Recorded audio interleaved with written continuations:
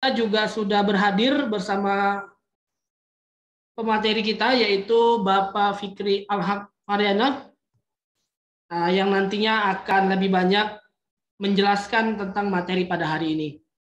Baik Bapak Ibu, sebelum kita mulai kepada kajian ilmu sore hari ini, ada baiknya kita berdoa meminta keberkahan dan ridho Allah Subhanahu wa taala agar pembelajaran kita atau majelis ilmu pada hari ini diberikan keberkahan dan kelancaran, hingga Bapak Ibu yang berhadir pada sore hari ini bisa terus sampai selesainya mendengarkan materi pada sore hari ini. Berdoa dimulai.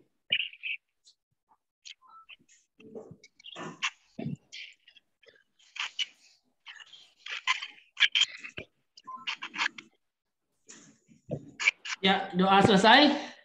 Baik, supaya tidak memperpanjang kalam saya gitu ya, langsung saja kita sama-sama mendengarkan materi yang akan disampaikan oleh Ketua Umum Koperasi UMKM Syariah Sumut kepada Bapak Fikri Alhaq Mariana. Waktu dan tempat dipersilahkan.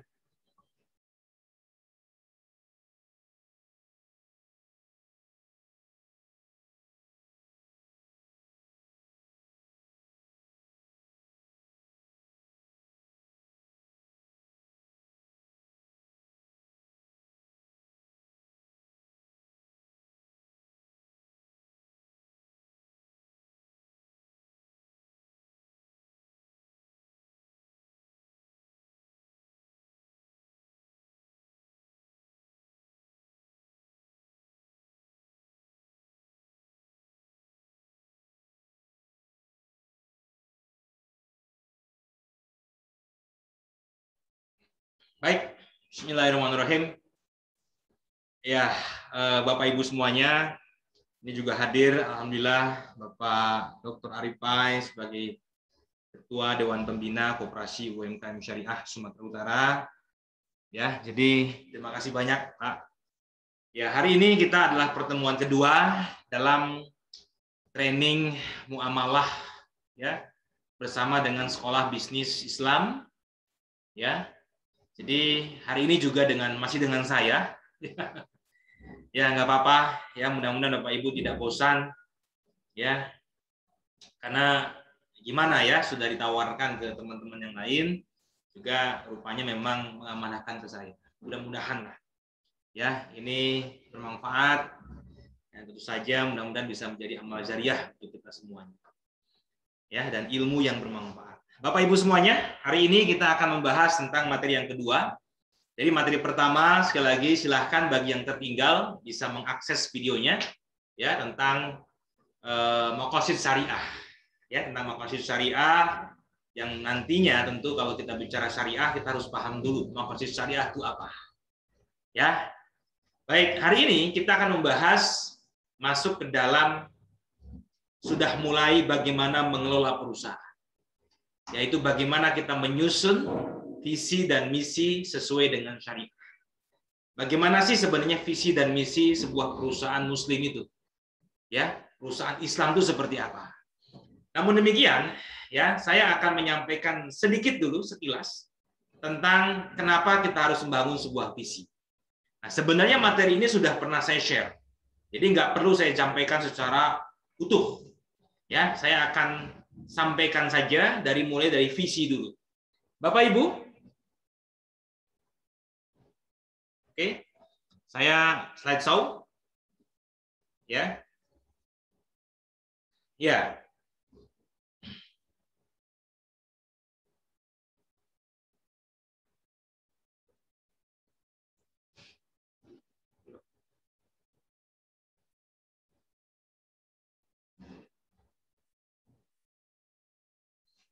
Sudah selesai.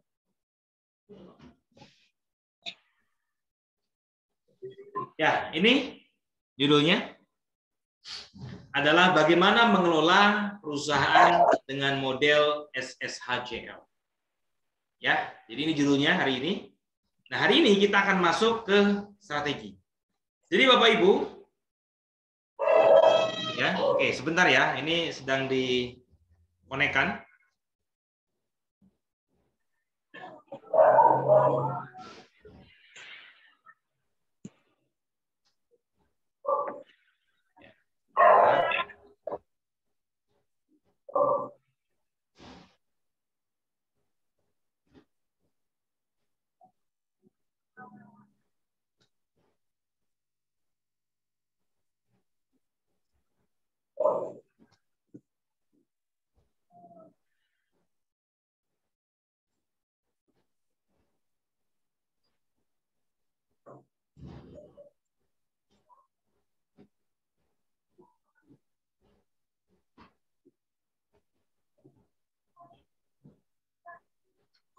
Oke.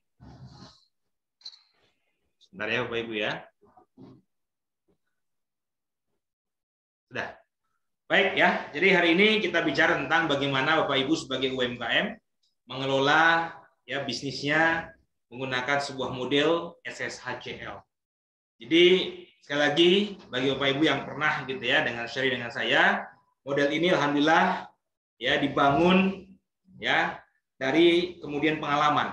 Ya, dari pengalaman secara empiris yang saya lakukan selama kurun waktu hampir 10 tahun ya di sebuah perusahaan yang cukup kompleks ya, yang kemudian akhirnya ditulis dan insya Allah ya sudah dibuktikan secara akademik ya, yang hari ini kemarin saya sudah seminarkan ya hasil disertasi saya tentang bagaimana mengelola bisnis atau perusahaan menggunakan model SSHCL.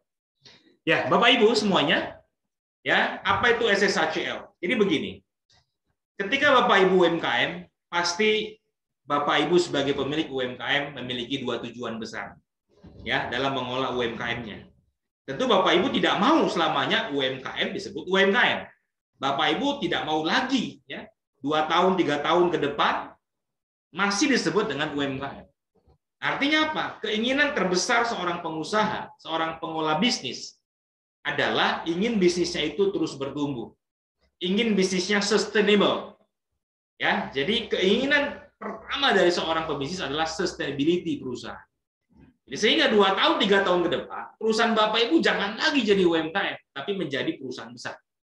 Ya, itu yang pertama. Keinginan terbesar dari seorang pengusaha adalah sustainability, pertumbuhan. Nah, keinginan yang kedua adalah kita tahu para UMKM itu banyak ya bisnisnya seperti bisnis tukang sate. Dia yang beli bahan, dia yang bikin sate, dia yang nusuk-nusukin, dia yang bakar, dia yang melayani, dia yang jual. Semuanya dipegang dia. Nah, itu bisnis tukang sate. Nah, hari ini UMKM kita itu banyak yang mengelola seperti itu. Buktinya apa? Ketika mau seminar saja tidak mudah. Alasannya apa? Alasannya saya harus bisnis. Nah, kalau sekarang boleh, tapi ke depan, sekali lagi ya, fitrahnya, keinginan fitrahnya seorang pengusaha adalah bisnisnya jalan, pengusahanya jalan-jalan. Nah, itu. Artinya apa? Artinya perusahaan kita ini sudah autopilot. Ya, perusahaan kita ini sudah autopilot.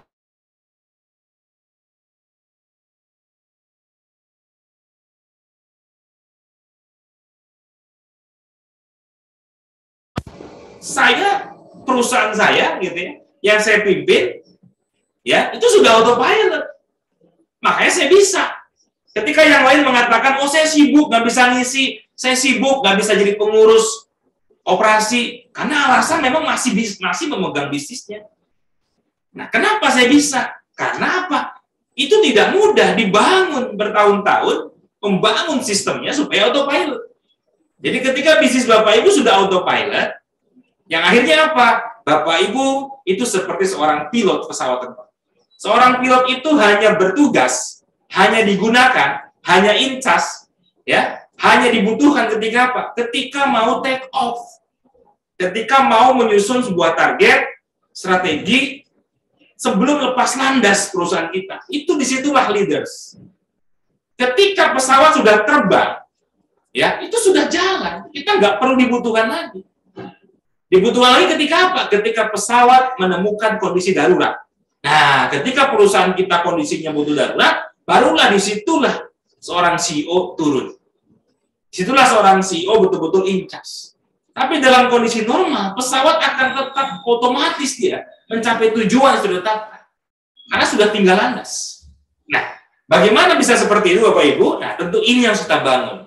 Jadi keinginan terbesar seorang CEO, termasuk para kepala UMKM, pebisnis UMKM adalah bisnisnya sustainable dan bisnisnya autopilot. Sehingga Bapak Ibu betul-betul bisa menikmati, sekali lagi targetnya, UMKM kita tidak lagi disebut UMKM, tapi betul-betul menjadi perusahaan-perusahaan besar. Yang kedua, Bapak Ibu bisa menikmati yang lain-lainnya, Bapak Ibu bisa membuat karya-karya yang lainnya, Bapak Ibu bisa sekolah, Bapak Ibu bisa berorganisasi, Bapak Ibu bisa mengisi acara, Bapak Ibu bisa jalan-jalan dan sebagainya, karena apa? Bisnisnya autopilot. Bukan kemudian kita tidak bekerja lagi, tapi kita sudah bangun sistemnya. Nah, Bapak Ibu, itulah keinginan terbesar. Saya yakin Bapak Ibu semua punya keinginan seperti itu. Ya, nah bagaimana caranya? Maka SSHCL itu insya Allah menjadi salah satu jawabannya. Ya, kenapa demikian? Karena yang pertama yang dibangun di SSHCL apa? Yaitu adalah strategi. Nah, inilah hari ini yang akan kita diskusikan tentang strategi.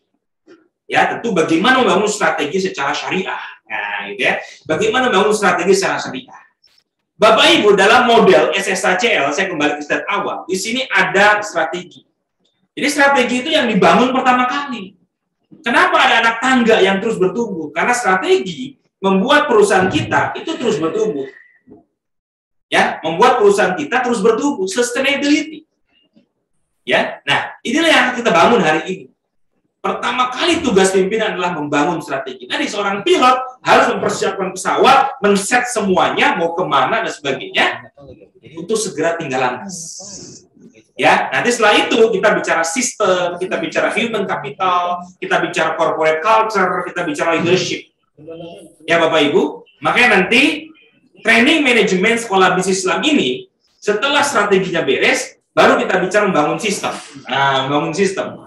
Dari mulai bikin struktur organisasi, job description, SLA, SOP, sistem evaluasi, gitu ya. Nah, kita akan nanti bahas semuanya itu. Nah, tetapi hari ini yang kita bahas adalah strategi, Bapak Ibu. Saya langsung loncat ke slide yang terakhir, Bapak Ibu. Ya, bagaimana kita membangun manajemen SSHCL di perusahaan kita, di UMKM Bapak Ibu semua. Jadi hari ini kita akan membahas tentang strategi. Ya, strategi itu ada 7 poin, Bapak Ibu. Dari mulai membuat visi, membuat misi, menyusun target nanti dengan balance scorecard teori, menganalisa SWOT kita. Nah, apa itu SWOT? Nanti menarik Bapak Ibu ya. Bapak Ibu akan belajar tentang SWOT analisis nanti. Tapi secara syariah, bikin target juga target secara syariah. Nah, kembali kepada maqasid syariah. Nanti akan belajar tentang risk management, ya, bagaimana mengassessment resiko-resiko. Ya, zaman sekarang kalau bisnis tanpa mengassessment risiko, akhirnya bisnis banyak yang bangkrut. Hari ini ketika COVID, kenapa banyak yang bangkrut? Karena tidak siap dengan risiko. Karena risiko itu adalah sesuatu yang tidak pernah terjadi, tapi mungkin terjadi. Ya, sesuatu yang belum ketahuan kapan terjadi, tapi mungkin bisa terjadi. Itu risiko. Nah, kita belajar ya tentang manajemen risiko. Karena dalam Islam juga ada manajemen risiko Islam. Islam mengajarkan manajemen risiko. Nanti kita belajar juga problem solving, Bapak Ibu, bagaimana membuat problem solving. Karena Islam itu sangat mengajarkan problem solving. Islam itu sangat mengajarkan kaizen. Islam itu terus mengajarkan. Kenapa? Karena hari ini harus lebih baik dari hari kemarin. Ya, orang merugi adalah yang hari ininya itu sama dengan kemarin. Dan orang yang celaka yang hari ininya lebih buruk dari kemarin. Itulah kenapa dalam Islam juga perlu problem solving. Nah, nanti ujung-ujungnya kita ingin membuat sebuah inisiatif. Bagaimana kita membangun strategi, kita membuat inovasi-inovasi. Nanti kita belajar yang namanya bisnis model kanvas. Bisnis model kanvas. Tapi bagaimana kita membuat inovasi secara syariah? Nah, kalau kita bicara marketing mix. Nanti marketing mix syariah itu seperti apa? Nanti kita diskusi bagaimana pemasaran syariah, ya, bagaimana menentukan harga yang syariah, bagaimana kemudian menciptakan produk-produk yang syariah, gitu ya. Nanti kita belajar banyak kan, ya. Tapi hari ini sekali lagi kita mulai dari visi dan misi. Ya, jadi menarik ya. Nah, saya mau tanya dulu nih, Pak Tata. Pak Tata hadir ya? Ya, siap, Bang. Suaranya nggak ada. Pada hadir? Hadir, Bang. Putra? Hadir. Ketua lah, masa Bang? Oh iya, Ketua. Ya. Menarik nggak Pak Tata diskusi kita Pak Tata nanti ke depan? Ini Pak Tata paling rajin nih, hadir terus ini. Hadir terus. Gimana Pak Tata? Pak Ketua, apa Ya. ya apanya kira-kira? Gimana? Yang mau kira-kira yang mau diapakan di diskusi? Jadi menarik nanti ya Pak ya, diskusi kita ya. Jadi tetap stay tune ya Pak ya. Pokoknya setiap hari Jumat, minggu kedua dan minggu keempat Pak, di gelombang yang sama Pak. Jadi banyak yang mau kita bahas nanti. Ya, nanti setelah itu kita bicara sistem ya. Setelah strategi nanti kita ke sistem. Bagaimana UMKM juga membuat struktur organisasi yang jelas. Walaupun Bapak Ibu karyawan cuma 2, cuma 1, itu satu pun istrinya, tapi bagaimana membuat struktur organisasi yang jelas. Ya, karena sistem itu menjaga perusahaan kita supaya betul-betul autopilot Bapak Ibu. Lalu membuat job description yang jelas, membuat rencana kerja karyawan yang jelas, target individu. Bagaimana menurunkan target perusahaan menjadi target individu. Lalu kemudian membuat service level agreement yang jelas. SLA yang jelas produk kita Bapak Ibu. Ya, lalu kemudian membuat SOP dari semua ya, value chains. Ya, nanti kita belajar membuat value chains ya sebelum membuat SOP. Karena SOP membuat bisnis kita akhirnya autopilot. Bapak Ibu nggak perlu ngingetin terus karyawan kita karena sudah ada SOP-nya. Ya, setelah itu baru apa? Kita bikin sistem evaluasinya. Sistem auditnya seperti apa? Ya, sistem quality control-nya seperti apa? Kita bangun semua. Jadi sistem itu membuat UMKM kita, Bapak Ibu, akan autopilot. Nah, setelah itu jangan lupa, kita juga memanage manusianya. Nah, bagaimana secara syariah? Ya, membuat struktur organisasi yang syariah. Membuat job description yang syariah. Nah, setelah itu apa? Manajemen human capital yang syariah. Bagaimana membuat sistem kompensasi benefit yang memotivasi, ya nanti ya. Tapi yang syariah. Salah satunya Allah mengajarkan bahwa bayarlah upah karyawanmu sebelum keringatnya kering. Nah, itu juga bagian syariah Bapak Ibu. Ya. Nah, itu bagaimana tuh implementasinya dalam kompensasi benefit. Lalu membuat reward ya, bagaimana sistem appraisal system. Ya, membangun sistem reward buat karyawan kita. Lalu membuat punishment aturan perusahaan. Ya, bagaimana secara syariah. Bagaimana perusahaan kita juga membuat aturan-aturan perusahaan yang syariah. Ya, karena salah satunya nanti adalah konsep syariah adalah bagaimana tugas pemimpin adalah menjaga organisasinya supaya tidak banyak berbuat dosa. Karena pemimpin yang membiarkan timnya membuat kesalahan dan itu tidak diingatkan karena nggak ada punishment, nggak ada aturan, bisa jadi ajab Allah itu sangat pedih. Makanya ketika ada satu orang penghuni desa yang berbuat dosa, ujung-ujungnya apa? Ketika tidak diingatkan ya oleh pemimpinnya, oleh temannya, maka bisa jadi Allah menenggelamkan satu desa. Nah, ini konsep punishment dalam Islam. Ya, kemudian lingkungan kerja ya, bagaimana membangun lingkungan kerja. Bagaimana membangun standar kompetensi. Nah, gitu ya. Nah, kemudian juga tadi kita bahas tentang kepemimpinan. Ya, kepemimpinan yang integriti, yang syidik, yang amanah, yang fatona, yang tabligh. Nah, terakhir nanti kita membangun budaya perusahaan. Ya, UMKM Bapak Ibu juga harus memiliki yang namanya value perusahaan. Memiliki yang namanya meaning of work perusahaan, ya. Jadi itu Bapak Ibu yang akan kita bahas dan insya Allah materi-materi ini akan kita bahas selama nanti kita training sekolah bisnis Islam. Itu nanti ada yang lain-lain ya Bapak Ibu ya, bagaimana manajemen keuangan yang syariah. Ya, itu juga kita bahas nanti. Tentu tidak hanya dengan saya ya, karena saya bukan ahlinya manajemen keuangan syariah. Nanti ada ya pembicara yang lain ya. Nanti terakhir juga tentang zakat, infak, sedekah dan wakaf syariah. Nanti ada dari forum zakat akan mengisi. Jadi insya Allah Bapak Ibu ya tetap stay tune sekali lagi bersama kami gitu ya di gelombang yang sama setiap hari Jumat minggu kedua dan minggu keempat.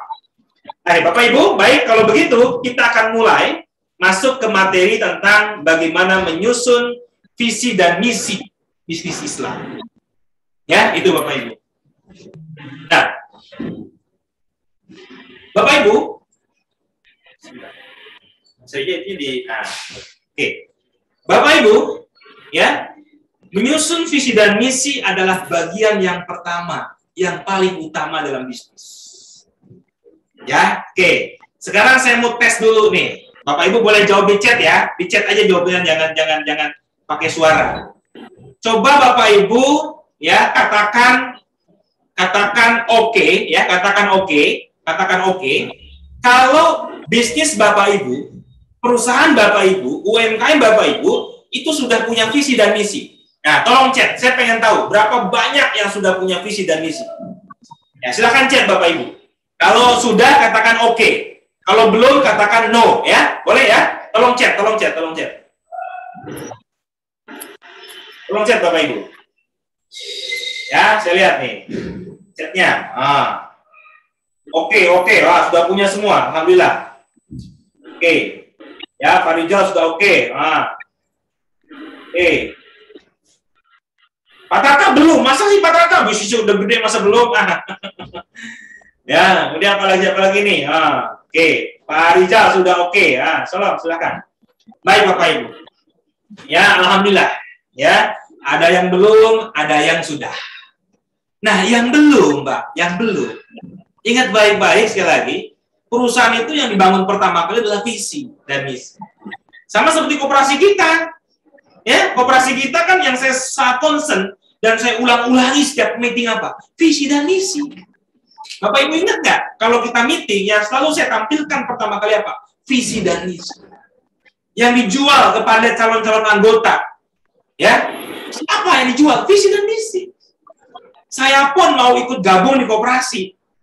Ya, kenapa? Karena saya setuju dengan visi dan misinya. Kalau saya nggak setuju dengan visi dan misi, nggak mungkin saya gabung di koperasi UMKM Syariah, Bapak Ibu.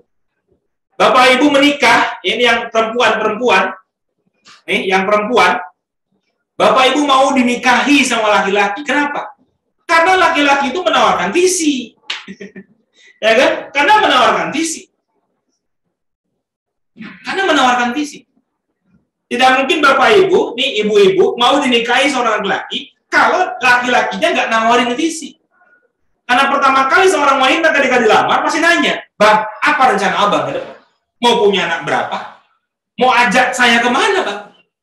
Mau tinggal di mana, Bang? Ya, mau dibuat apa, seperti apa? Keluarga kita pasti ada visi, Bapak. Ya, karyawan kita juga mau gabung sama kita. Jadi karyawan. Kenapa? Karena dia tahu visi misi perusahaan kita.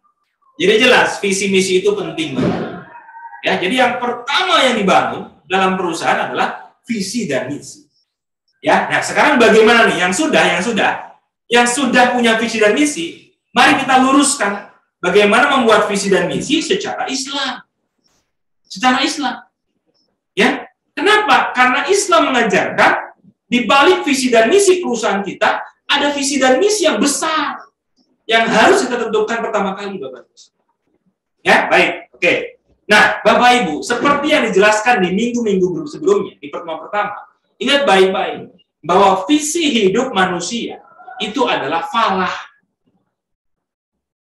Ya, itu adalah falah. Nah, sekarang ada kuis Bapak Ibu. Mas Reja boleh tidak saya? Ada kuis. Ini handphonenya mati ada. Oke, ada kuis.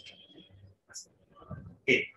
Ada kuis ya Bapak Ibu ya. Nah, boleh langsung di chat. Ini dapat pulsa 10.000. Dapat pulsa 10.000 lumayan ya buat nelpon. Nah, Bapak Ibu tolong chat falah itu apa? Boleh. Falah itu apa? Silakan. Ini terkunci, Mas. Visi besar manusia itu adalah falah. Ya, jadi sebelum kita bicara visi di perusahaan, visi besar manusia itu adalah falah. Ya, falah. Oke, boleh. Silakan di chat ya. Ini sudah saya baca tuh. Ya, oke. Silakan. Pulsa 10.000. Oke, baik. Nah, rata-rata sudah menjawab. Nah, Bu Nelly nggak jelas. Oh, apa nggak jelas, Bu? Suara saya nggak jelas ya? Suara saya jelas kayaknya. Coba diperiksa, Bu, handphonenya. Ya. Oke, betul ya. Alhamdulillah. Rata-rata sudah paham semuanya. Jadi, visi kita adalah falah, yaitu meraih kemenangan. Nah, meraih kemenangan, Bapak Ibu. Ya. Lebih spesifiknya adalah kita ingin bahagia. Ya, bahagia dunia dan akhirat. Itulah visi hidup kita. Ya.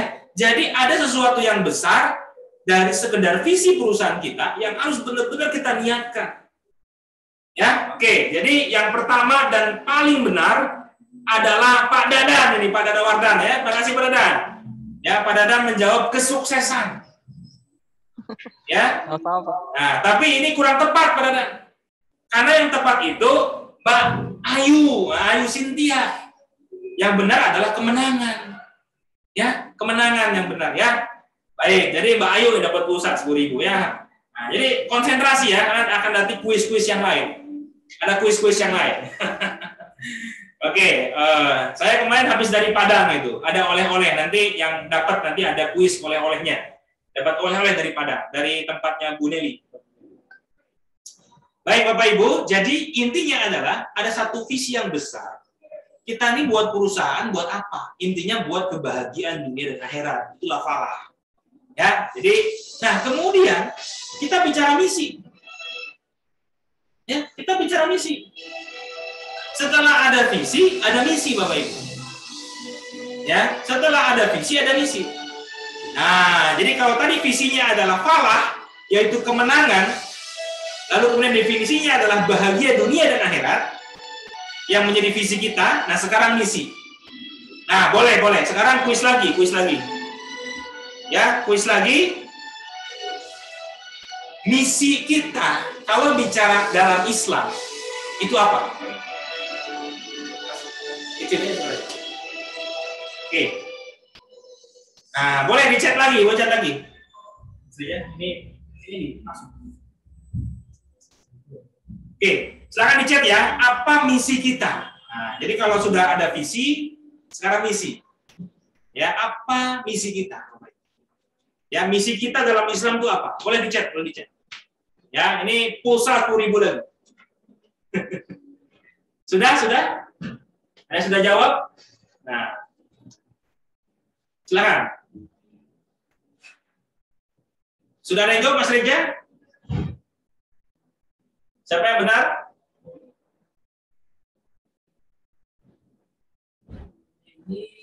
Nah, atau saya lihat.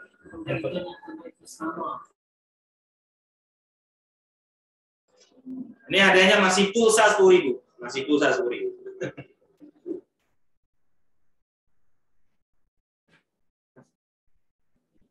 Oke. Sebentar ya, saya akan cek jawabannya. Oke. Ya, apa misi dalam hidup kita?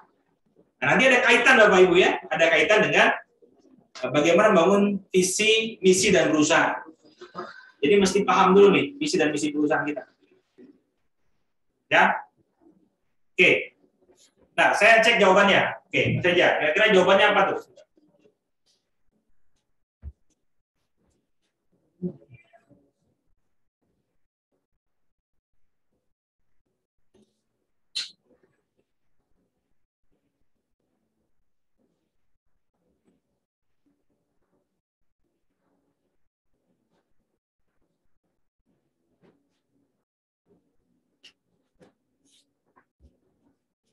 Oke, jadi saya sudah lihat jawabannya. Nah, ada yang menjawab bermanfaat. Oke, ada yang jawab melaksanakan segala perintahnya dan menjauhi segala.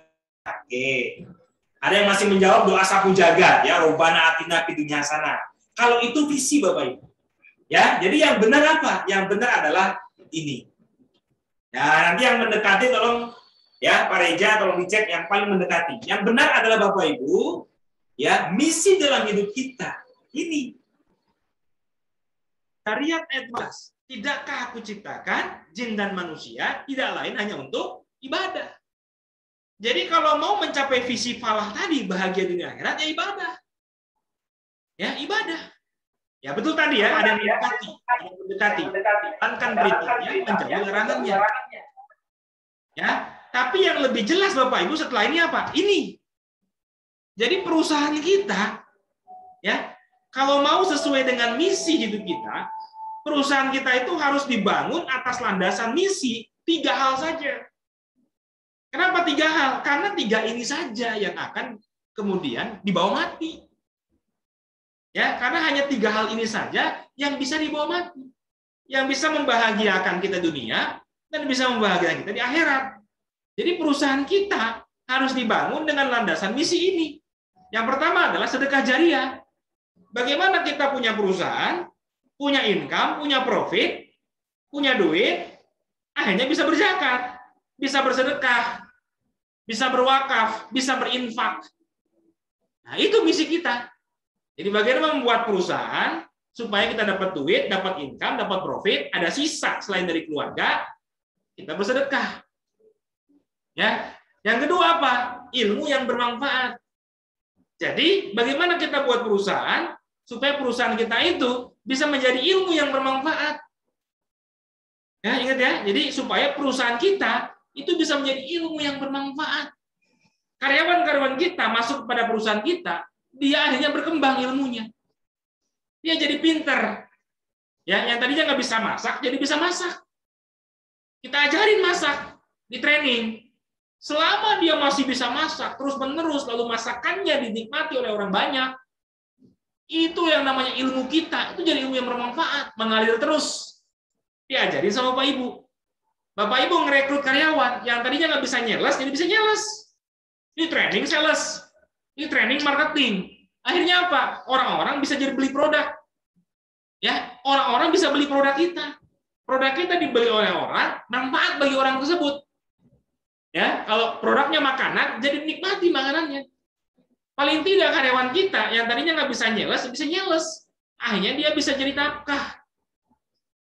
Akhirnya apa? Ilmu kita menjadi ilmu yang bermanfaat, ngalir terus tuh selama dia jualan produk. Yang ketiga, perusahaan kita dibangun supaya apa? Supaya bisa melahirkan anak-anak yang soleh dan solehah. Karena doa yang masih terus berlaku ketika kita mati, hanya doanya anak-anak kita yang soleh dan soleh. Artinya apa? Balik lagi pada maqasid syariah, teori maslahah. Tujuan hidup manusia ada 5. Bahwa perusahaan kita dibangun supaya apa? Supaya bisa menafkahi karyawan kita. Supaya bisa memberikan income profit pada kita dan keluarga. Sehingga apa? Income itu, profit kita, kemudian gaji-gaji yang diberikan karyawan, bisa memberikan nafkah buat anak istrinya. Bisa menyekolahkan anak-anaknya. Sehingga apa? Terjadilah dibentuknya anak-anak yang soleh. Ya, jadi kembali lagi, visi kita adalah falah, misi kita dalam hidup apa? Ibadah. Tidak hanya ibadah. Karena ada ibadah yang dia ketika mati, stop, sudah.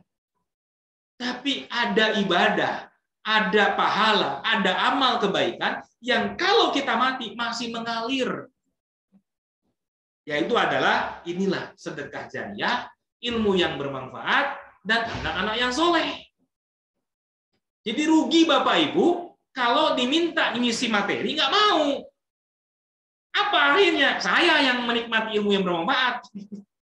Kalau saya senang aja gitu ya. Tapi rugi Bapak Ibu yang punya ilmu, tapi nggak mau dikasih sama orang. Ya, jadi minggu depan saya mau yang lain-lain. Ya, jadi seperti itu Bapak Ibu. Jadi inilah visi dan misi perusahaan kita harus dibangun dari landasan visi dan misi Islam. Ya, perusahaan kita harus menjadi ladang ibadah. Ya, niatkan semuanya bahwa setiap pekerjaan kita adalah ibadah. Karena setiap pekerjaannya seorang muslim yang dimulai dengan bismillah, dengan nama Allah, itu dinilai ibadah, Bapak Ibu. Selama pekerjaan itu bukan dosa. Ya, bukan dosa. Nah, jadi itulah tadi kenapa semua aktivitas perusahaan kita dimulai dengan bismillah itu nilai ibadah. Karena tugas tanggung jawab kita adalah ibadah. Mengabdi. Yang kedua, ada ibadah yang setelah mati stop, nggak ada lagi pahalanya ngalir, tinggal dihisap aja. Ada ibadah yang kalau kita mati masih ngalir pahalanya. Nah, berarti kan kita harus ngejar ini yang 3 ini nih. Berarti perusahaan kita harus mengejar yang 3 Bapak. sedekah jariah, cari profit segede-gedenya, gaji karyawan segede-gedenya, supaya bisa sedekah. Ilmu yang bermanfaat, ya, lakukan pengembangan karyawan supaya mereka bisa berilmu. Ya, yang ketiga, syukur-syukur Bapak Ibu bisa sharing seperti saya. Sudah sukses di perusahaannya, Bapak Ibu sharing. Sedikit berhasil, Bapak sharingkan. Yang ketiga, profit kita, gaji karyawan harus bisa memberikan nafkah pada istri-istri kita. Sehingga istri-istri kita bisa diberikan gizi yang cukup. Ya, gizi yang cukup. Anak-anak kita juga berikan gizi yang cukup. Anak-anak bisa sekolah tempat yang terbaik, dididik yang terbaik di sekolah pesantren dan sebagainya. Ya, sekolah Islam terpadu. Sehingga apa? Akhirnya tumbuhlah anak-anak yang soleh yang bisa mendoakan. Jadi Bapak Ibu, itulah visi dan misi. Ya, pertama kali yang harus jadi mindset ketika kita membangun perusahaan. Nah, sekarang baru kita bicara visi dan misi perusahaan Bapak Ibu. Ya. Tetapi jangan lupa balik lagi, sebelum menyusun visi dan misi yang teknis itu harus ada visi yang dan besar yang Bapak Ibu harus jadi landasan. Nah, sekarang kita bicara visi Bapak Ibu, ya. Nah, visi itu apa? Kenapa visi itu penting? Karena visi itu adalah 3, Bapak. Ya, kenapa perusahaan harus punya visi? Karena visi itu 1. Visi itu adalah pernyataan atau gambaran. Ya, visi itu adalah gambaran atau tujuan besar, cita-cita dari sebuah perusahaan di masa yang akan datang dalam kurun waktu tertentu. Namanya visi. Bahasa Inggrisnya adalah vision, pandangan. Jadi Pak Tata punya bisnis, gambaran masa depan visi. Gambaran masa depan bisnis Pak Tata itu apa? Ya, gambaran masa depan UMKM kita itu apa? Cita-cita masa depan. Ya, cita-cita masa depan, tujuan besar. Tujuannya bukan kecil. Kalau target tahun depan bukan visi. Target 2 tahun ke depan bukan visi. Tapi target tujuan 5 tahun ke depan minimal, bahkan 10 tahun ke depan, itu namanya visi. Karena visi adalah tujuan jangka panjang. Tapi ingat, visi juga harus ada kurun waktunya. Ya, visi itu harus ada kurun waktunya yang jelas. Kapan, tahun berapa visi ini tercapai? Ya, kalau tidak ada kurun waktu, itu bukan visi. Karena visi itu harus ada batas waktunya. Tapi minimal 5 tahun. Bukan 3 tahun, bukan 2 tahun, bukan setahun. Kalau hanya 3 tahun, 2 tahun, namanya target, bukan visi. Visi itu adalah gambaran tentang masa depan yang begitu panjang. Yang kedua, visi itu juga merupakan pernyataan yang jelas, yang menjadi arah dari sebuah perusahaan. Makanya kalau definisi strategi, yang disebut visi itu adalah apa? Kalau kita mau berjalan, mau kemana? Mau ke Rantau Prapat. Ya, mau ke Rantau Prapat itu adalah visi, Bapak Ibu. Visi itu belum bicara mau lewat mana, mau pakai apa, di Rantau Prapat mau ngapain saja targetnya. Itu belum bicara itu. Hanya bicara mau kemana? Mau ke Rantau Prapat. Itu adalah visi. Makanya kalau UMKM kita nggak punya visi, berarti nggak jelas mau kemana. Nggak mungkin nggak ada visi, tapi sudah membuat strategi. Nggak mungkin.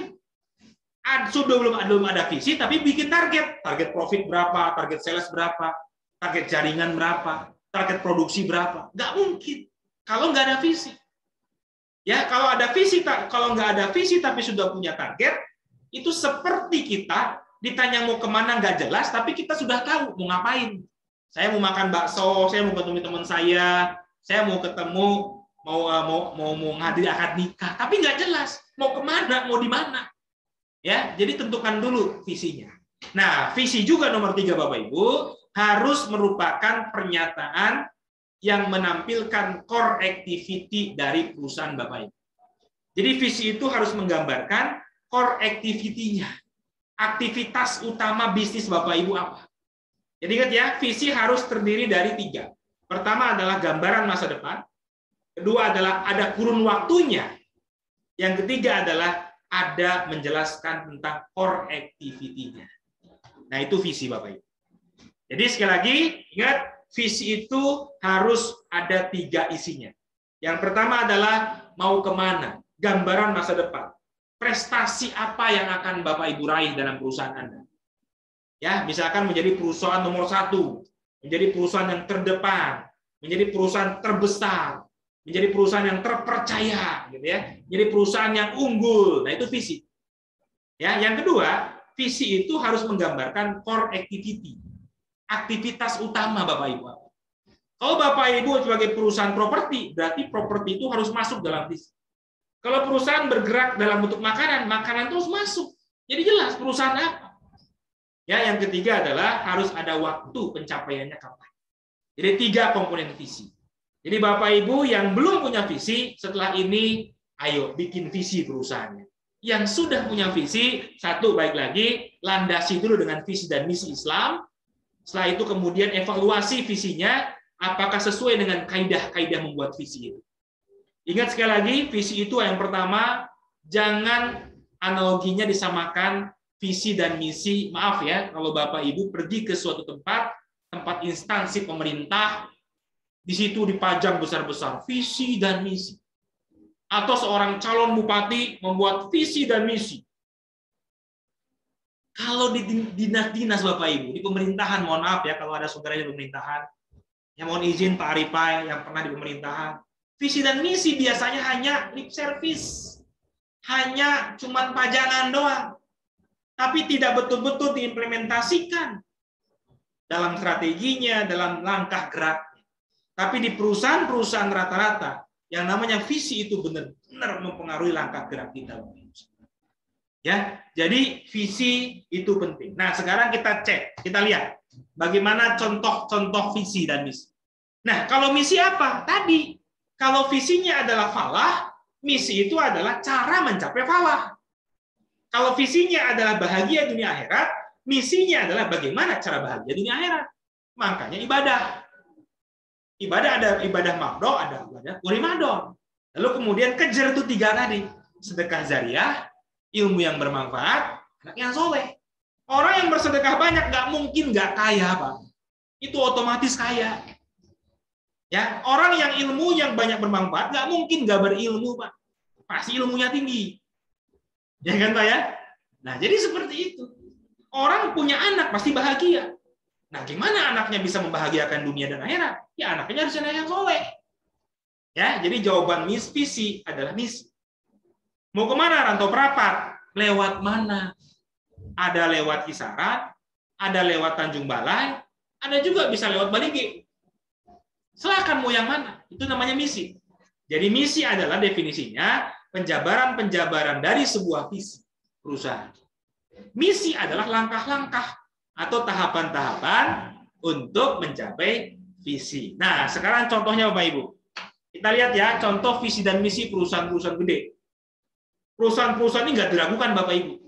Karena mereka punya visi dan misi, makanya perusahaan jadi gede. Ya, kita contohnya nih. Visi dan misi perusahaannya Garuda Indonesia, walaupun sekarang sudah mulai bangkrut, Bapak. Ya, kenapa bangkrut? Karena nggak bisa membaca resiko. Ya kan? Tenang-tenang aja, sudah nomor 1 dunia. Sudah paling kualitas. Tiba-tiba jeger ada COVID. Nggak siap dengan COVID. Ya, kenapa? Tadi baik lagi. Resiko dalam kondisi yang kuka dan tuna. Volatility, uncertainty, ya, ambiguity, ya, novelty, ya, turbulensi, itu kondisi kuka tuna Bapak Ibu. Ini benar-benar namanya risk management itu penting. Ya, jadi visinya Garuda Indonesia adalah menjadi perusahaan penerbangan. Nah, berarti kan core activity-nya adalah penerbangan yang andal dan menawarkan layanan kualitas kepada masyarakat dunia. Yang andal dan layanan yang berkualitas mendunia itu adalah prestasi tertingginya. Ya, jadi Bapak Ibu, visinya Garuda Indonesia sudah ada yang namanya core activity-nya penerbangan. Berarti Garuda Indonesia nggak mungkin bisnis yang lain, nggak mungkin bisnis hotel, nggak mungkin bisnis makanan, bisnis dia penerbangan. Bisa penerbangan penumpang, bisa penerbangan barang. Makanya sekarang Garuda ketika penumpang sepi, dia menerbangkan kargo. Pesawatnya banyak yang dirubah jadi pesawat kargo. Yang jelas core activity dia penerbangan, nggak boleh yang lain.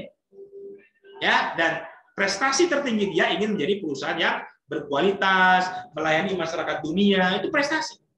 Ya, misi-misinya adalah cara-cara untuk mencapai visi, Bapak Ibu. Nah, kita lihat Holcim. Ya, Holcim itu visinya seperti ini. Nah, ini ada kuis nih, ada kuis. Saya mau kasih kuis. Bapak Ibu silakan baca baik-baik visinya Holcim dan misinya. Ya, visi aja. Visi Holcim menyediakan solusi berkelanjutan untuk membangun masa depan masyarakat. Saya mau tanya, jawabannya benar atau salah? Siap-siap ya. Nah, ini hadiahnya adalah 1 bungkus keripik Sanjay. Nah, keripik Sanjay ini. Oleh-oleh. Benar atau salah? Silahkan jawab di chat. Ya, apakah visinya Holcim ini benar atau salah? Pak Tata salah. Silakan.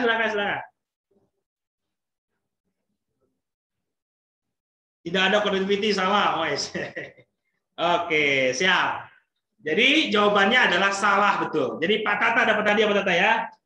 Pak Tata nanti japri ya ke Pak Reja, alamat rumahnya Pak Tata. Nanti dikirim pakai JNE. Ya, dikirim aja Pak Tata ya. Oke, baik. Kenapa salah? Nah, dijelaskan tuh sama Pak Rijal. Karena nggak ada connectivity-nya. Betul. Ini seolah-olah visinya Holcim ini visinya Indonesia. Jadi menyediakan solusi berkelanjutan untuk membangun masa depan masyarakat. Kan keren banget tuh. Padahal dia cuma produksi apa? Semen. Ya kan? Nggak jelas.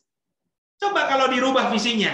Menyediakan semen terbaik sebagai solusi berkelanjutan untuk pembangunan. Itu baru benar. Ya kan? Connectivity-nya adalah semen. Ya, prestasi tertingginya apa? Menjadi solusi berkelanjutan pembangunan Indonesia, itu prestasi. Ya, kalau begini nih, ini nggak jelas. Ini seolah-olah Holcim ini palu gada, apapun ada, pokoknya memberikan solusi. Nah, itu salah, betul ya? Oke, sekarang visinya PGN. Menjadi perusahaan energi nasional kelas dunia. Ya, connectivity-nya adalah energi. Jadi PGN itu tidak akan berbisnis yang lain kecuali bisnis energi. Ya, apa yang dibisniskan? Misinya jelas, menjalankan usaha minyak, gas, dan serta energi baru dan terbarukan. Dijelaskan di misinya, energi itu apa? Apa prestasi tertingginya? Kelas dunia. Ini udah jelas. Kemudian sudah muncul ya jamu. Apa visinya? Menjadi industri jamu. Stop. Berarti core activity-nya adalah jamu. Nggak mungkin di situ muncul itu punya bisnis yang lain. Nggak mungkin dia jual makanan. Ya kan? Kalaupun makanan pasti mengandung jamu. Ya, jadi bisnisnya jamu, pokoknya perjamuan. Ya. Nah, yang dapat memberikan manfaat pada masyarakat dan lingkungan. Memberikan manfaat pada masyarakat dan lingkungan adalah prestasi yang ingin dia raih. Oke, misinya digambarkan tuh, meningkatkan mutu layanan, ya, mengembangkan riset dan penelitian, ya, meningkatkan kesadaran masyarakat. Ternyata sudah muncul juga bukan cuma jualan jamu, tapi juga mengkampanyekan kesadaran masyarakat terhadap pola hidup sehat. Ya, jadi itu misinya. Nah, Mandiri, Bank Mandiri nih, bank konvensional. Menjadi bank kebanggaan nasional. Jelas, bisnisnya adalah bank. Nggak mungkin Mandiri itu jualan produk selain bank. Ya, nggak ada Mandiri bisnis properti, nggak boleh karena visinya adalah bank. Prestasi tertingginya adalah menjadi kebanggaan nasional yang unggul, terkemuka, terdepan dalam layanan dan kinerja. Jelas ya, connectivity-nya adalah bank, prestasi tertingginya adalah terunggul, terkemuka, terdepan. Misi-misinya itu bisa dibaca Bapak Ibu. Nah, inilah visi misinya Telkom. Ya, Telkom to become a leading infocom player in region. Jelas, Telkom itu core activity-nya adalah informasi komunikasi. Dulu Telkom cuma jualan telepon. Sekarang berubah zaman, telepon nggak laku lagi. Akhirnya Telkom berubah visinya kalau dia mau terus berkelanjutan. Kalau dia mau terus bertumbuh dan sustainable. Makanya Telkom bertransformasi visinya menjadi informasi komunikasi. Sekarang Telkom jualan apa? Jualan data, jualan internet, jualan aplikasi. Ya, di region yang terkemuka di kawasan Asia Tenggara. Prestasi tertingginya adalah terkemuka di Asia Tenggara, Asia, dan Asia Pasifik. Dia nggak mau dulu ke dunia. Dia hanya ingin terdepan di Asia Pasifik. Dimulai dari Asia. Selanjutnya adalah Asia Pasifik. Itulah Telkom, Bapak Ibu. Connectivity-nya adalah sekarang informasi komunikasi, jualan data, jualan internet, jualan yang namanya aplikasi.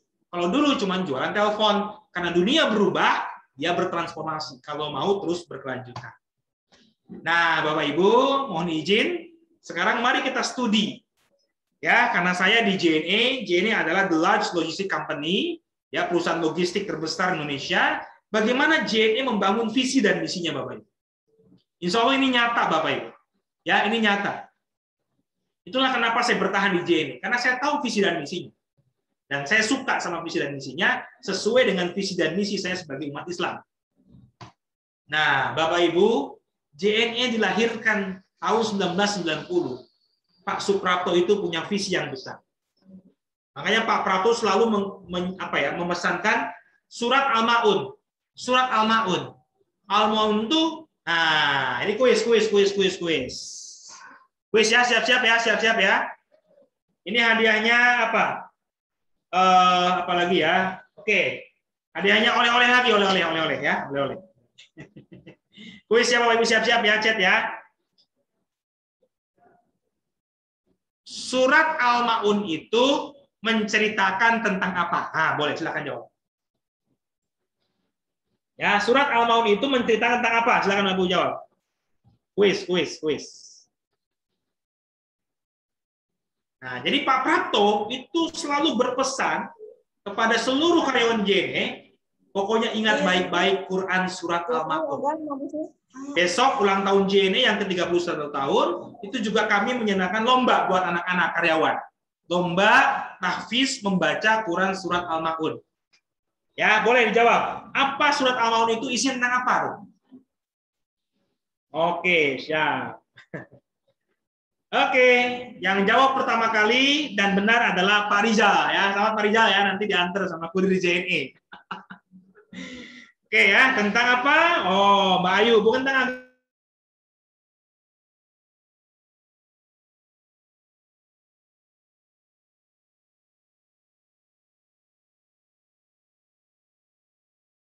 tanya Pak Prapto ketika mendirikan JNE, Bapak Ibu.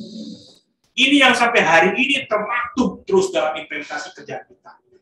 Ya, artinya apa? JNE itu dibangun memang untuk apa? Untuk menyantuni fakir miskin, untuk menyantuni anak yatim, dan supaya seluruh karyawan JNE itu betul-betul menjadi muslim dan menjalankan agamanya dengan baik. Karena walaupun kita sholat jungkir balik, kalau kita menghardik anak yatim dan tidak menyantuni fakir miskin, katanya pendusta agama menurut Al-Maun 1-7. Jadi itulah visinya JNE. Ya, sebelum kita bicara visinya JNE itu ada visi besar. Ya, Quran surat Az-Zariyat 56 dan JNE itu ingin menjadi tempat untuk mengabdi pada Allah dan memberikan manfaat sebesar-besarnya pada manusia. Termasuk hari ini Bapak Ibu, salah satu prinsip ekonomi syariah, salah satu prinsip bisnis syariah adalah memberdayakan. Kenapa JNE sampai hari ini masih buka agen?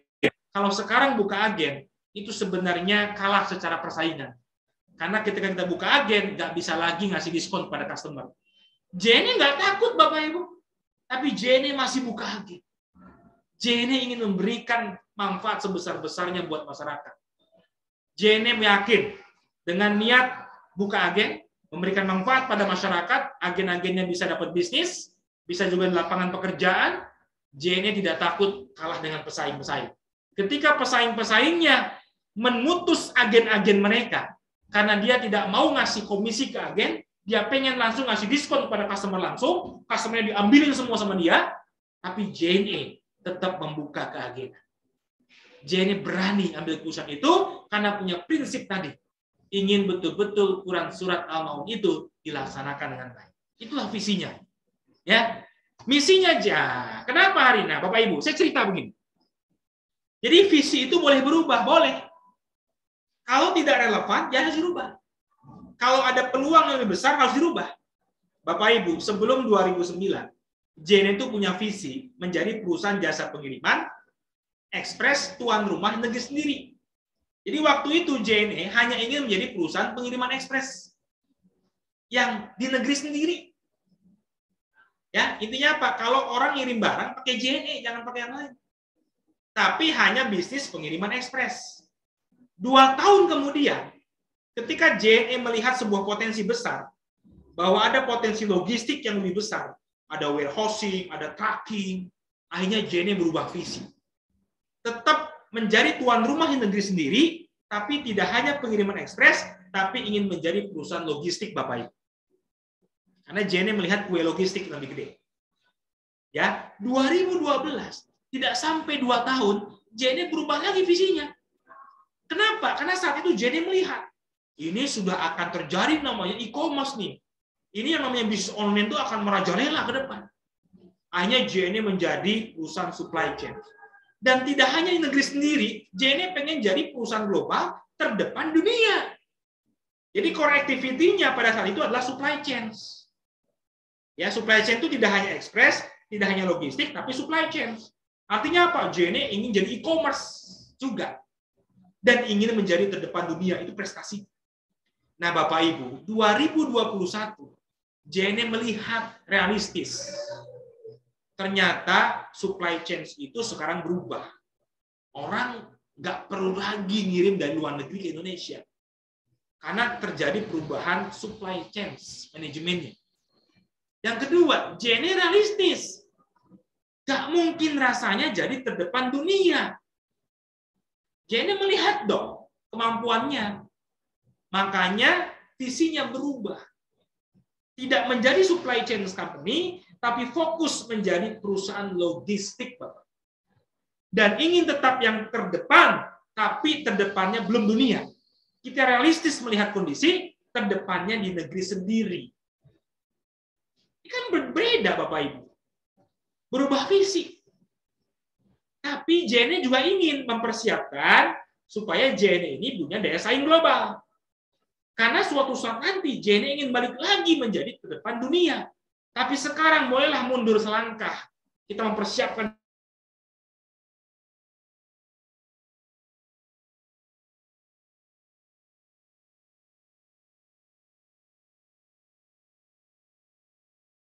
JNE ukur diri dong. Ya, makanya JNE ingin terdepan saja di Indonesia, tapi tetap mempersiapkan untuk punya daya saing yang global dan terdepan di dunia. Jadi visi betul-betul penting, itu yang melandasi langkah gerak kami. Dan sebelum visi yang itu, JNE punya visi besar, yaitu falah, kebahagiaan dunia dan akhirat. Makanya almarhum Bapak Suprapto selalu memesankan surat Al-Maun 1-7. Ya. Nah, lalu misinya Bapak Ibu. Kalau bicara misi, di perusahaan JNE juga sama. Kenapa muncul satu misi memberikan pengalaman terbaik kepada pelanggan secara konsisten? Karena misinya JNE betul-betul ingin menjadi perusahaan yang bisa menyambungkan kebahagiaan. JNE harus bisa membuat karyawannya bersedekah jariah. Makanya JNE juga taat pajak, JNE juga punya dana zakat yang setiap tahun dikeluarkan, sedekah, infak, dan segala macam. Yang kedua, JNE juga harus jadi tempat menjadi ilmu yang bermanfaat. Makanya selalu JNE training, mengembangkan inovasi, riset development, supaya JNE menjadi tempat ilmu yang bermanfaat. Karyawannya terus dididik, karyawannya terus dikembangkan, supaya apa? Di JNE, karyawan yang tadinya nggak tahu, yang nggak belajar agama, dikasih pengajian. Setiap minggu sekarang Bapak Ibu, kita sudah akan mempraktekkan untuk ngaji dengan MTR. Sebelumnya sebulan sekali. Ya. Kemudian yang ketiga, JNE harus memberikan nafkah kepada karyawannya supaya mereka bisa menafkahi anak istrinya, lalu terjadilah munculnya terbentuknya anak-anak karyawan JNE yang soleh dan soleha. Dilandasi dengan visi dan misi ini, akhirnya JNE punya misi Bapak Ibu. Misinya singkat, tapi definisinya panjang, yaitu memberikan pengalaman terbaik kepada pelanggan secara konsisten. Pengalaman dengan kualitas layanan yang cepat, dengan kualitas teknologi yang handal dan canggih, dengan sumber daya manusia JNE yang berkompeten, dan lain-lainnya. Membuka jaringan seluas-luasnya, itulah misi-misinya JNE. Yang intinya adalah memberikan pengalaman terbaik kepada pelanggan secara konsisten. Bapak Ibu, ya waktu saya tepat itu sekitar 1 jam saya berbicara. Ya, silahkan saya kembalikan ke Pak Reja. Langsung saja. Oke ya. Langsung saja kata Pak Reja ya. Jadi Bapak Ibu silahkan, hari ini kita sedang diskusi tentang visi dan misi. Jadi targetnya setelah ini Bapak Ibu 1, ya sampaikan kepada yang lain yang tidak hadir hari ini. Nanti ada rekamannya ya. Yang kedua, Bapak Ibu juga yang belum punya visi dan misi, usahanya ayo bikin visi dan misi. Ya, kalau konsultasi boleh. Bisa dengan saya boleh, dengan Pak Reja juga boleh. Ya, Pak Reja itu juga konsultan membuat visi dan misi Bapak Ibu. Ya, dan yang sudah punya visi dan misi, ayo evaluasi. Visi dan misinya sudah benar belum? Visinya sudah bisa menjelaskan core activity dan prestasi belum? Yang kedua adalah visinya sudah dilandasi dengan visi falah belum? Misinya sudah ada tapi sudah dilandasi dengan misinya beribadah dan 3 amal yang tidak putus tidak. Nah, mari evaluasi Bapak. Itulah yang disebut dengan UMKM syariah. Baik, saya buka tanya jawab Bapak Ibu. Silakan. Kalau ada pertanyaan boleh buka suara, boleh juga kalau nggak berani buka suara, boleh di chatting ya, boleh di chatting. Nah, boleh di chatting. Silakan. Silakan Bapak Ibu. Kalau mau ada yang diskusikan. Ya, kalau tidak ada ya tutup. Kalau ada silakan. Pak Fikri, ya, Pak Tata, silakan. Siap. Pak Tata itu siapa? Silakan Pak Tata. Oh, Pak Arifai. Oh, maaf Pak Arifai, maaf suaranya. Oh. Silakan Pak, maaf Pak. Baik, terima kasih. Bismillahirrahmanirrahim. Assalamualaikum warahmatullahi wabarakatuh. Izin tadi nggak bisa aktif chat segala macam. Kalau saya tadi ikutin chatnya semua, takut hadiahnya sama saya semua gitu ya kan. Jadi makanya saya menghindar dari chat. Kebetulan lagi nyetir ya. Pertama, terima kasih. Setuju banyak yang sudah disampaikan dan kita harus berbagi ilmu karena memang saya pun mencoba sedikit waktu ini juga harus berbagi ilmu supaya jangan pahala jariahnya itu nanti jangan diborong sama Pak Fikri semua. Jadi kalau ada momentum seperti ini saya pikir memang semua juga boleh memberi pendalaman ya supaya ilmu ini benar-benar bisa kita dapatkan. Pelaksanaan nanti bisa lebih baik. Pertama tadi saya setuju memang di pemerintahan luar biasa visi misinya dibuat sangat baik ya, tapi memang kesannya itu dalam hal implementasi ya memang susah ya karena memang ini balik kepada pemimpinnya ya karena pemimpinnya tidak memahami makosid syariahnya ya jadi begitu, jadi ngaur. Beberapa hal misalnya contoh yang sudah disampaikan juga tadi yang ada dalam visi misi baik LNG, kemudian Telkom dan lain sebagainya, termasuk juga perusahaan-perusahaan yang BUMN itu apa yang menjadi visinya kita juga melihat sampai untuk mencapai itu kayaknya nggak mungkin gitu. Karena memang ekspektasi untuk membuat visi itu sangat baik, tapi proses di dalam target mungkin sudah dibuat dengan baik juga.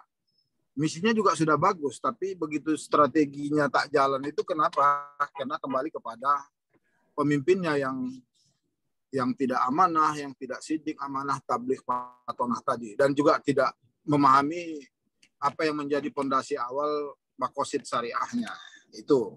Ini mungkin apa yang tadi sudah disampaikan Pak Fikri ini luar biasa. Tetap kita berasas kepada hukum-hukum Allah. Dengan hukum-hukum Allah ini ya pasti agama akan terjaga dengan baik. Tapi orang sangat paham yang namanya rezeki itu, sumber rezeki itu 9 dari dagang dan bisnis. Dari 10 sumber, 9 itu dari dagang dan bisnis. Tetapi potensi manusia memang tak semua bisa kita arahkan ke sana. Saya misalnya kalau diajak berdagang agak kurang nyambung gitu. Tapi begitu bicara politik, bicara pendidikan, mungkin ngecasnya bagus gitu. Langsung 80 watt gitu. Tapi kalau udah cerita dagang, cerita ini, nggak ke situ apanya, nggak ke situ potensinya. Padahal sebenarnya sudah jelas-jelas dari 10 sumber rezeki 9 itu ada di dagang, harusnya ke sana. Tapi mungkin itu punya latar belakang potensi manusia yang berbeda-beda. Tentunya juga dalam pengembangan bisnis yang tetap tidak lari dari makosid syariah itu, saya berbagi pendalaman begini. Pengalaman 2013 pertama memang lulus sama penguji Profesor Pak Prof Nasution. Gara-gara dia suruh saya baca kitab yang tidak pakai baris. Jadi betul saya benar-benar nggak bisa. Saya debat dia, kenapa ini yang dikasih sama saya? Saya bilang, saya latar belakang umum, tidak pernah di pesantren dan lain sebagainya. Dia bilang, kalau kita mau mendudukkan makosid syariah itu harus benar-benar bersumber dari hukum Allah. Dan itu sumbernya Al-Quran dan hadis. Pada saat kita pakai teori-teori yang lain, yang dari barat, apalagi sumbernya sekuler, ilmu-ilmu yang itu, belum tentu itu bisa kita gunakan. Jangan-jangan itu lari dari sistem syariah katanya. Sedangkan hadis sendiri pun ada yang sampai kategori sahih, hasan, dan sampai yang ada daib dan ada yang palsu. Kalau kita mungkin ke depan ini izin Pak Fikri untuk supaya berkah ilmu ini menguatkan lebih, sumber-sumber kita cari dari pendapat-pendapat secara Islami. Saya juga sudah mengurangi referensi dari barat-barat itu. Saya coba mencari sumber-sumber yang Islami, yang memang runutnya itu sumber utamanya adalah Al-Quran dan hadis. Dan hadisnya juga jangan sempat yang palsu, daib gitu kan. Supaya makosid syariah itu betul-betul benar-benar bisa diterapkan secara kafah. Dan yang menjadi tujuan tadi yang disebut dengan falah, dan awalnya itu adalah maslahah, itu benar-benar bisa kita berada di lingkaran itu, gitu ya. Tentunya karena kita terus akan mengembangkan ilmu kita, ya dengan ilmu ini saya lebih setuju kalau boleh nanti ke depan mungkin lebih banyaklah kita gunakan referensi peneliti-peneliti yang bersumber dari orang-orang Islam, jangan lagi orang-orang yang bukan Islam, dengan kata lain, bahasa lain, orang-orang kafir yang kita jadikan referensi. Ya, supaya juga jangan-jangan apa yang mereka buat itu justru makin menjauhkan makosid syariah itu dari praktek ekonomi. Sekarang ini cobalah kita lihat, luar biasa, ada 10 orang terkaya di Indonesia, 9 kafir, 1 Islam, dan Islam yang satu itu pun belum tentu menggunakan berasaskan makosid syariah. Cita-cita kita ke depan ini kita perbanyak pelaku-pelaku UMKM yang berbasis syariah. Justru kalau nanti sudah arahnya kepada corporate itu mungkin lebih kepada pengertian beberapa perusahaan yang bergabung di dalamnya. Khawatirnya nanti juga akan ada monopoli gitu. Jadi kalau sudah monopoli itu juga pasti juga bertentangan dengan sistem syariah. Nah, untuk itulah ini mungkin pendalaman dulu ya, berbagi kita termasuk sumber ilmunya harusnya. Sekarang kan yang diandalkan itu adalah Scopus misalnya jurnal, tapi Scopus itulah yang mungkin yang paling diandalkan. Nah, kalau jurnal-jurnal biasa mungkin banyak referensi yang orang-orang barat buat. Khawatir juga kita teori itu tak bisa digunakan. Kalau ilmu ekonomi tradisional dulu seperti Adam Smith dan lain sebagainya, justru bilang dengan modal sedikit-dikitnya, untung sebanyak-banyaknya. Kalau begitu berarti ini kan sudah enggak lagi syariah ini. Nah, itulah yang dikasih sama mahasiswa. Itulah yang dikasih sama orang-orang pelaku bisnis awal. Berarti dengan teorinya yang sudah salah, akhirnya membuat sistem ekonomi kita seperti sekarang, yang pemerintah sendiri pun berbisnis melalui BUMN-nya, yang tadi LNG, Pertamina segala macam, pasti rugi. Kenapa? Karena memang tidak sistemnya tidak mengacu kepada makosid syariah. Pak Fikri, mohon maaf ini apa namanya itu, saya mungkin lebih ke situnya ya. Tapi saya setuju tadi kalau pemerintah banyak kali bagus sekali visi misinya tak bisa jalan ya karena itu tadi balik-balik kepada pemimpinnya. Ya di Labura pernah kita buat visi misi kita itu jalan mulus ekonomi bagus. Ya kan? Sekarang yang menang itu visi misinya adalah beriman dan bertakwa. Dan aduh, udah beriman dan bertakwa, kayak mana lagi tuh ya? Artinya tadi Pak Fikri bilang kan visi itu kan juga harus terukur dan punya waktu ya. Tapi kalau beriman bertakwa itu begitu kita memang orang beriman, berislam, ya semua harus begitu. Tak usah pemerintah ada pun. Kalau lembaga-lembaga organisasi keislaman aja yang melakukannya, pasti tujuan itu akan tercapai. Jadi hadirnya pemerintah justru tak penting sebenarnya kalau saya lihat di situ. Dan itu pula lah yang menjalankan kepemimpinan makin jauh juga lah nanti dari arah apa yang kita harapkan kafah itu, yang kita harapkan falah itu, karena falah itu sendiri adalah kemenangan kita tentunya dunia dan akhirat.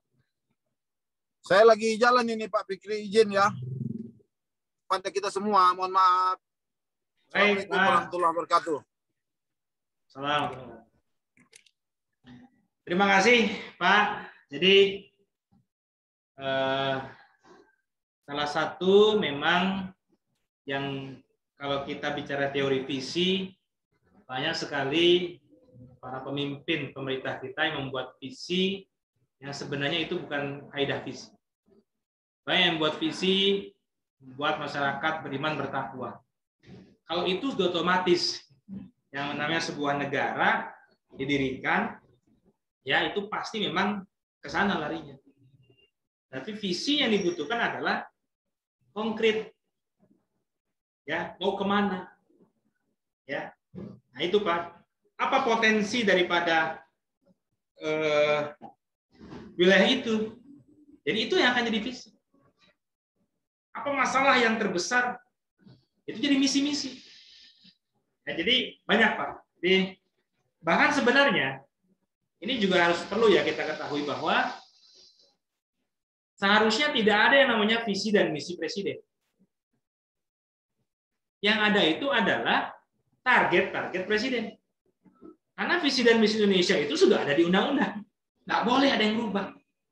Kalau mau merubah visi dan misi Indonesia, dirubah di MPR. Nah ini harus, ini kenapa saya cerita itu, supaya Bapak Ibu lebih paham lagi soal visi ya. Contoh nih, operasi UMKM syariah sudah ada visi dan misinya. Nanti misalkan saya diganti, lalu calon ketua itu bicara visi dan misi, nggak boleh. Visi dan misinya sudah ada di ADRT. Ketua itu menjalankan visi dan misi. Yang dia tawarkan itu hanya membuat target-target. Ya tadi betul Pak. Di Labura sudah ada visi dan misinya. Yang diperlukan itu target-target. Oh, jalannya harus bagus. Ini harus bagus. Nah, itu target. Ya, itu Pak. Jadi, perusahaan Bapak Ibu begini ya. Ganti CEO, ganti manajer, jangan buat visi misi baru. Visi misi baru itu sudah ada.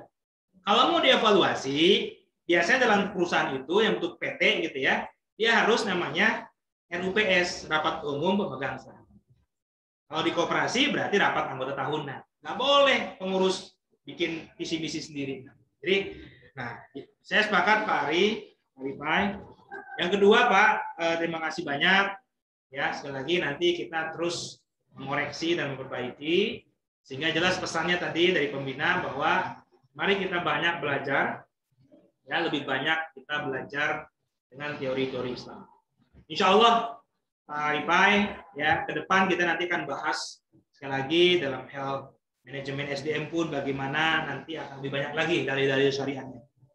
Manajemen pemasaran pun nanti kita akan lebih banyak lagi membahas tentang syariat. Bagaimana membahas tentang monopoli, tadlis, ya dan sebagainya. Nanti kita belajar tentang goror ya, bagaimana kita tidak boleh berjualan secara goror. Nah itu nanti didukung dengan Al-Quran dan hadis yang relevan. Ya, terima kasih Pak. Dan tadi saya sampaikan kembali, betul sekali Pak Arifai. Ini Bapak Ibu sudah bisa share? Ya, nah, jadi setuju sekali. Baik lagi ke sini Bapak Ibu. Kalau visinya sudah benar, ya, maka kalau kepemimpinannya tidak amanah, tidak sidik, ya ini nggak akan bisa jalan. Ya, makanya Bapak Ibu, ini harus semuanya harus dibangun. Ya, lalu budayanya, lalu karyawannya dibangun. Nah, jadi ini adalah hanya visi dan misi. Nanti kita juga harus membangun kepemimpinan. Baik, ada satu pertanyaan yang menarik, yaitu dari Pak Rizal. Saya coba akan jawab gitu ya. Bu Nelly, iya benar. Ya, siapapun Bu. Jadi kalau kita nanti ya 2024 ada setiap capres menawarkan visi dan misinya. Mereka nggak belajar manajemen strategi, Bu. Karena visi dan misi itu nggak boleh dirubah oleh seorang presiden. Presiden itu hanya menawarkan target dan strateginya untuk menjawab visi dan misi Indonesia. Visi dan misi Indonesia itu ada di undang-undang. Bagaimana mensejahterakan masyarakat, di situ ada bumi, air, dan kekayaan untuk Indonesia. Nah, itulah visi dan misi Indonesia. Presiden itu menjalankan target-targetnya selama 5 tahun dan strateginya, bukan merubah visi. Ingat. Jadi itu ya, betul Bu ya. Nah, pertanyaan Pak Rizal, bagaimana menganalisa kurun waktu pencapaian visi? Terima kasih Pak Rizal. Saya coba share sedikit Bapak Ibu. Ini agak dapur sedikit ya, saya contohkan ya. Jadi ini contoh nih. Ketika JNE membuat strategi atau formulation strategi, lalu JNE berubah visi. Nah tadi ya, visinya berubah seperti ini. Awalnya dari mana? Bisa contohkan. Maka perusahaan kita harus melihat bagaimana kondisi perubahan dunia terkait dengan bisnis kita. Ya, banyak sekali buku-buku yang melakukan riset. Termasuk hari ini, perubahan dunia itu sangat dipengaruhi oleh satu kejadian yang disebut dengan COVID-19. Jadi dunia itu berubah oleh satu sekarang itu, oleh COVID-19. Ya, maka banyak sekali para peneliti-peneliti yang melakukan penelitian terkait bagaimana kondisi perubahan dunia pasca COVID. Ya, salah satunya ini dalam Yusuf Hadi, ini ahli marketing, lakukan sebuah penelitian bahwa ternyata dunia itu berubah. Ada 6 mega change. Ya, ada 6 mega change dunia. Kemudian juga ada 5 macro competition. Kompetisi juga berubah. Kemudian ada customer behavior yang berubah. Dia sebut dengan micro customer behavior. Ada 4 customer behavior yang berubah. Jadi caranya bagaimana Pak Rizal bagi seorang pengusaha? Banyak seminar, banyak baca buku. Kalau kita punya duit, sewa konsultan. JNE kebetulan sewa konsultan untuk merumuskan visi dan misi yang baru saja. Yang sederhana itu tulisannya Pak, itu nggak sembarangan. Itu habis miliaran untuk menyewa konsultan. Saya nggak akan cerita konsultan JNE siapa, itu rahasia. Ya kan? Jadi sewa konsultan kalau punya duit. Apa tugas konsultan? Melakukan riset, bisnis Bapak ini berapa lama akan berkembang? Bagaimana peluang di masa depan? Bagaimana perubahan customer, perubahan dunia? Kompetitor Bapak-Bapak ini, bisnis Bapak ini akan ada ke depan siapa? Itu semua diteliti oleh konsultan. Nah, kalau kita nggak punya duit buat bayar konsultan, ya udah, banyak seminar, banyak baca. Tentang apa? Tentang kondisi-kondisi perubahan masa depan. Dari situlah kita akan tahu kita ini akan jadi seperti apa perusahaan kita. Apakah reliable? Nanti teori membuat target itu namanya SMART. Salah satunya adalah reliable. Dan apa? Achievable, dapat tercapai. Jangan kita buat visi yang nggak bisa dicapai. Visi itu bukan mimpi, Bapak Ibu. Kita nggak diajarin mimpi, Pak. Kita diajarin punya visi. Visi itu jelas. Nggak kayak anak SMP ditanya, Anda mau cerita apa? Jadi dokter, jadi tentara, jadi presiden. Itu cita-cita. Itu mimpi. Kita disuruh buat visi. Visi itu harus reliable dan achievable. Maka membaca masa depan, bertanya pada orang, seminar, bahkan kalau punya duit sewa konsultan untuk riset dan bisnis kita. Ya, nah selanjutnya JNE seperti ini. JNE melihat tuh global supply chain disruption. Ternyata COVID membuat disrupsi global supply chain. Akhirnya kenapa JNE merubah supply chain jadi logistik? Itu Pak, karena supply chain global itu akan disrupsi. Orang nggak perlu lagi ngirim bahan baku dari satu tempat ke tempat lain. Mereka akan membuka gudang di tempat tersebut supaya efisien bahan bakunya, baru distribusi dalam kota. Itulah kenapa JNE merubah dari supply chain ke logistik. Nah, itu contohnya Pak ya. Kemudian, nah ini contoh. Bapak Ibu melihat riset-riset. Ya, jadi mohon maaf ya Pak Arifai, saya lagi-lagi menampilkan hasil riset dari ilmuwan-ilmuwan yang bukan Muslim dari Barat. Tapi penting dalam tataran teknis. Tapi kalau dalam tataran prinsip, kita tentu harus berasal dari Quran dan Sunnah. Ya kan? Makanya kata Muhammad itu kan, ya. Jadi kalau urusan dunia tuh kamulah paling ahli gitu ya. Nah ini urusan dunia. Urusan dunia tuh memang yang banyak ahlinya tuh kafir, Pak. Maaf ya, artinya non Muslim, gitu ya. Betul. Ya nggak apa-apa kita belajar ya Pak. Tapi betul, kalau kita bicara prinsip-prinsip, nah itu tentu kita juga harus ya banyak belajar teori-teori dari Islam. Walaupun dulu kehancurannya ketika dihancurkannya Eropa, di situ ada perpustakaan. Nah, itulah kehancurannya, misunderstanding, tidak berlanjutnya teori-teori Islam. Akhirnya muncullah teori-teori Barat karena perpustakaannya dihancurkan pada saat. Tapi alhamdulillah masih tersisa karena masih banyak orang-orang yang kemudian hafal dengan ilmu itu. Hanya turun-turun. Ya, jadi, nah ini contohnya Pak Rizal. Kita harus melihat riset seperti ini. Ini Hermawan Kertajaya, Bapak Marketingnya Indonesia, dia sudah punya roadmap prediction bahwa 2001 sampai 2022 itu namanya zaman recovery. Indonesia akan melakukan recovery di mana-mana. Lalu 2003 sampai 2025 Indonesia akan melakukan reformasi perubahan dari berbagai sektor. Dan diprediksi 2025 sampai 2030 Indonesia akan rise, meningkat secara ekonomi. Dan 2045 Indonesia itu diprediksikan betul-betul menjadi Indonesia Gold. Ini berdasarkan riset. Ini akademik, nggak cuman ngawang.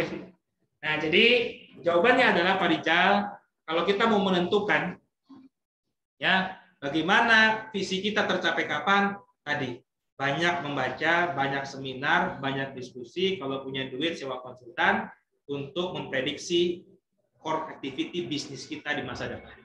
Bagaimana peluangnya, kompetitornya siapa, ya, lalu kita bisa menentukan. Karena visi harus smart. Satunya adalah achievable dan reliable sesuai dengan kondisi. Oke, strategi marketing yang baik. Wah, Bu Ani. Strategi marketing yang baik dan bisa jadi andalan ketika kita dihadapkan dengan banyak kompetitor. Wah, Bu Ani, sabar dulu. Makanya stay tune setiap hari Jumat, minggu kedua dan keempat. Ya, nanti tentang marketing syariah. Insya Allah kita akan bahas. Saya kasih saja clue-nya, kita akan belajar tentang marketing mix syariah. Kalau marketing mix kita kenal ya dari 4P disempurnakan jadi 7P, disempurnakan lagi jadi 9P. Nah, bagaimana marketing syariah? Ada 10P, Bu. Ada 10. Ya, nanti kita bicara tentang bagaimana strategi marketing syariah. Ya, sebelum itu nanti kita bicara tentang analisis SWOT. Analisis SWOT. Nah, ini supaya apa? Supaya strategi marketing kita top chair. Karena kita sudah menganalisis SWOT kita. Ya, nanti belajar. Kita belajar sama-sama. Jadi bersabar. Nah, jadi menuntut ilmu juga harus sabar katanya. Nggak bisa kita gerusuk-gerusuk, pokoknya pengen langsung ke materi 10, nggak bisa. Harus sabar. Ya, supaya apa? Kita benar-benar runut. Ya, oke. Siap. Baik, Pak. Terima kasih. Apakah metode analisis SWOT bisa dilakukan di awal sebelum menentukan visi? Boleh? Jadi walaupun SWOT sebenarnya itu adalah runtunannya setelah target.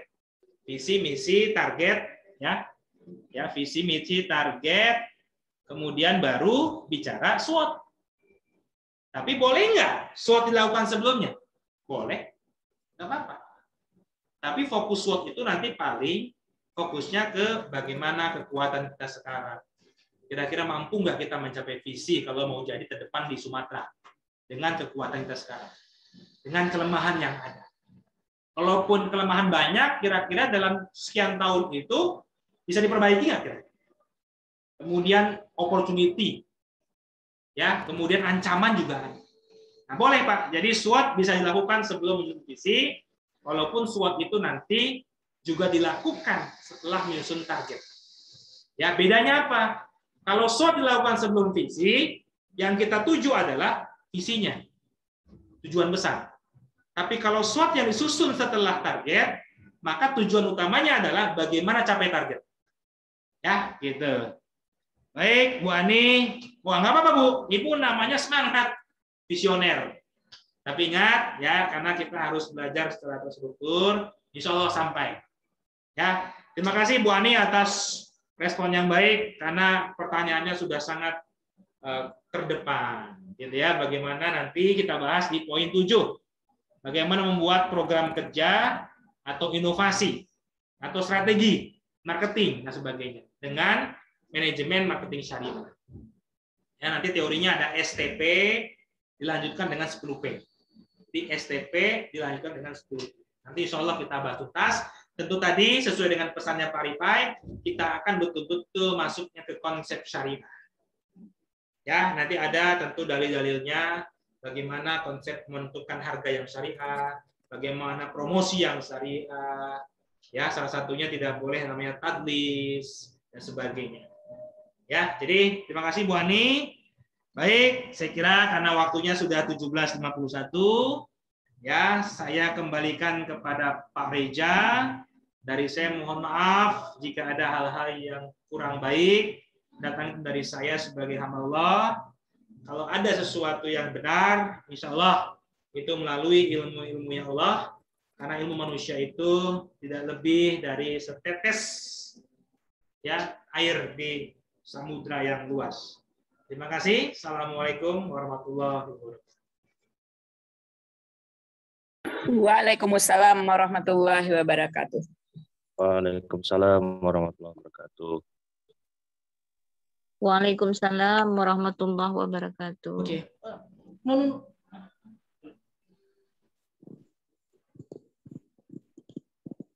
Ya, terima kasih. Luar biasa, saya lihat sangat menarik ya diskusi pada sore hari ini. Terlihat Bu Ani yang sangat antusias. Cuma saya heran Pak Tata ini, apakah Pak Tata sudah cukup ilmunya sehingga tidak banyak bertanya. Ya, kembali saya ucapkan terima kasih kepada pemateri kita pada sore hari ini. Kita berikan tepuk tangan dulu secara online.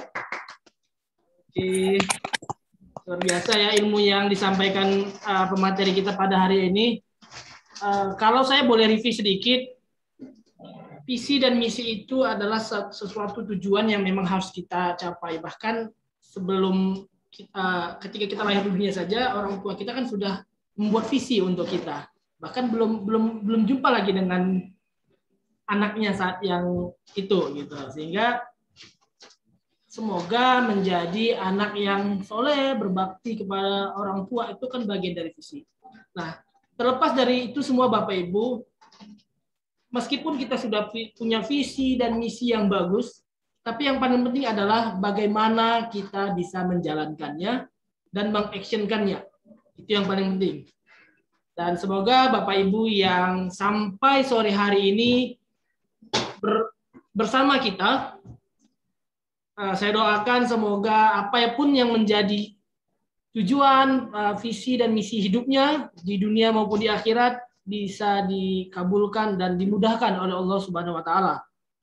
Oleh karena itu, karena ini sudah di penghujung acara, mari sama-sama kita mengucap lafaz hamdalah, alhamdulillahirabbil alamin.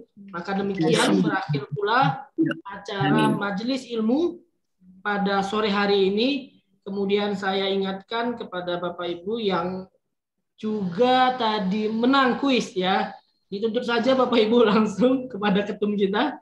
Ya, ini yang pertama tadi, kuis pertama dari Mbak Ayu Cynthia ya, pulsa 10.000 katanya tadi. Nanti kita kirim via OVO atau Dana.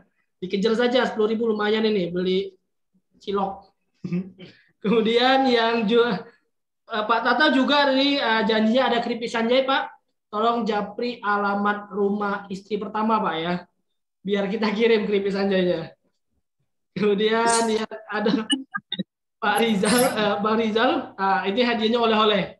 Saya nggak tahu nih oleh-oleh dari Padang juga atau dari Cirebon. Baik, terima kasih sekali lagi Bapak Ibu atas waktu dan kebersamaan kita pada sore hari ini. Semoga Bapak Ibu diberikan kesehatan, kesempatan terusnya dan keberkahan pada sore hari ini hingga seterusnya. Kita kembali lagi 2 minggu ke depan di acara yang sama, saluran yang sama, Sekolah Bisnis Islam Syariah khusus UMKM. Maka dari itu saya mohon maaf apabila ada penyampaian yang kurang baik, tutur kata yang tidak tepat, saya mohon maaf Bapak Ibu semuanya. Izin kita leave grup ya, leave grup. Terima kasih. Assalamualaikum warahmatullahi wabarakatuh. Waalaikumsalam. Waalaikumsalam warahmatullahi wabarakatuh. Terima kasih Pak Fikri, terima kasih Pak Reza. Sama-sama Ibu.